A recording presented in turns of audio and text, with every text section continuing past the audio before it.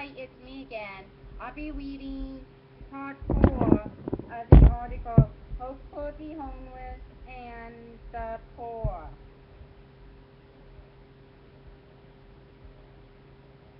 And the poor. Here we go. When homelessness and poverty will be no more. Jeremiah, an ancient servant of God, lived through a time of great distress. A cruel enemy invaded his homeland and took many of his people into exile and slavery. Lamentations 1:3.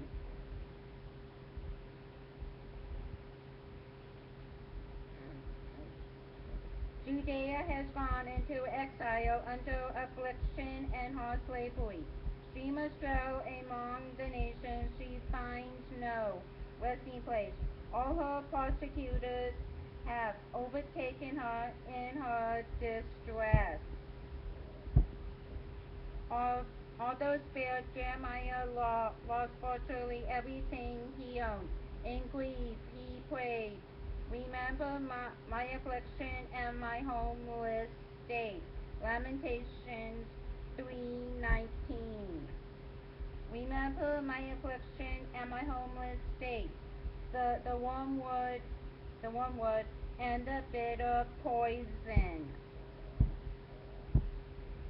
Despite his sufferings, Jeremiah did not cave in to despair. Why? For one thing, he knew that Jehovah would not abandon him. Jeremiah 1:8. Do not be afraid because of their appearance, for I am with you to save you, declares Jehovah. For another, he was a student of the scriptures, which tell of a time when poverty and suffering will cease to exist and will be replaced by true peace and security. Psalm 37:10-11. Just a little while longer, and the wicked will be no more. You will look at where they were, and they will not be there. But the meek will possess the earth, and they will find exquisite delight in the abundance of peace. Those conditions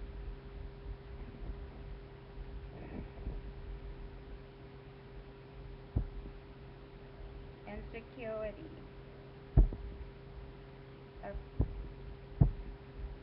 Those conditions will come about not by human efforts, but by means of a perfect government called God's kingdom. Daniel 7:13, 14. I keep watching in the visions of the night, and look, with the clouds of the heavens, someone like a son of man was coming, and he gained access to the Ancient of Days. And they brought him up close before that one, and to him there were given rulership, honor, and a kingdom, that the peoples, nations, and languages should all serve him. His rulership is an everlasting rulership that will not pass away, and his kingdom will not be destroyed.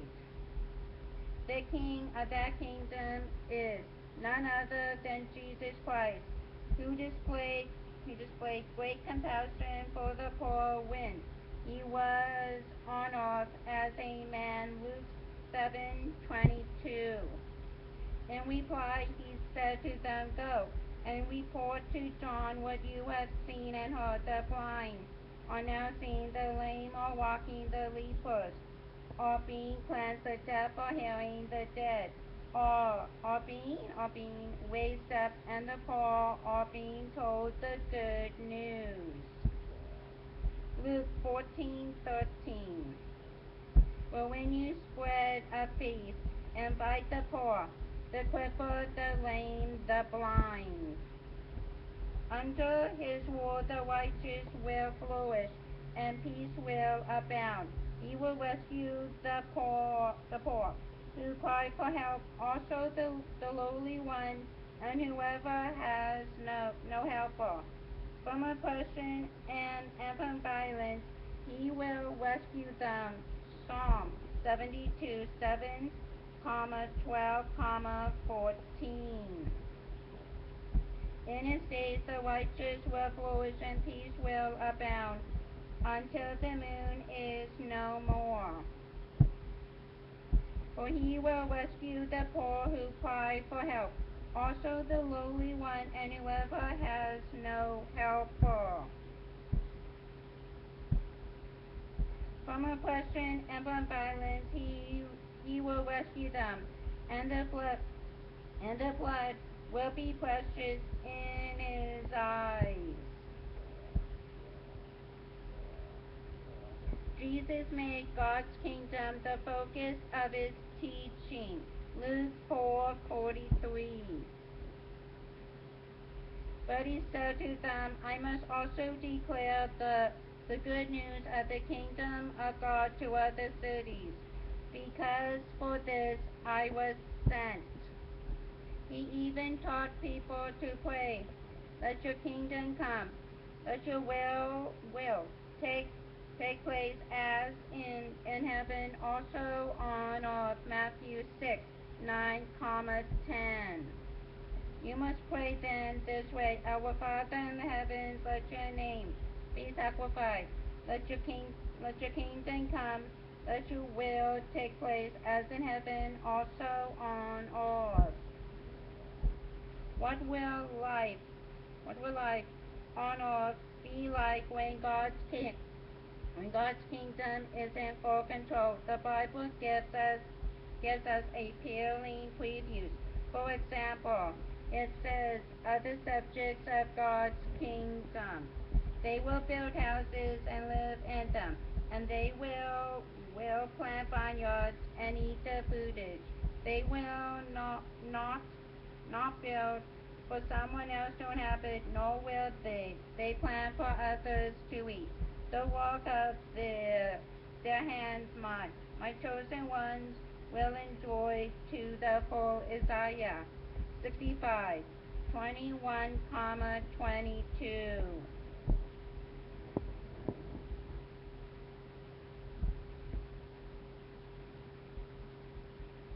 They will build houses and live in them, and they will plant vineyards and eat the fruitage. They will not build for someone else to inhabit, nor will they plant for others to eat. For the days of my people will be like the days of a tree, and the work of their hands, my chosen ones will enjoy to the full. They will sit, each one under his vine and under his fig tree, and no one will make them afraid, for the mouth of Jehovah of armies has spoken. Micah 4:4. They will sit, each one under his vine and under his fig tree, and no one will make them afraid, for the mouth of Jehovah of armies has spoken.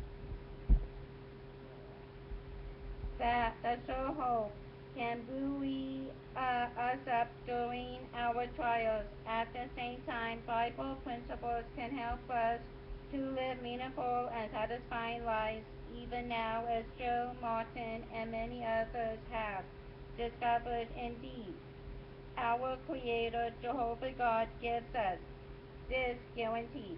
The one listening to me will dwell in security and be undisturbed by the dread of calamity. Proverbs 1:33. But the one listening to me will dwell in security and be undisturbed by the dread of calamity. May those words prove to be true in your life. That's the end of part 4. Next time I will finish reading the article next time. Okay, bye for now.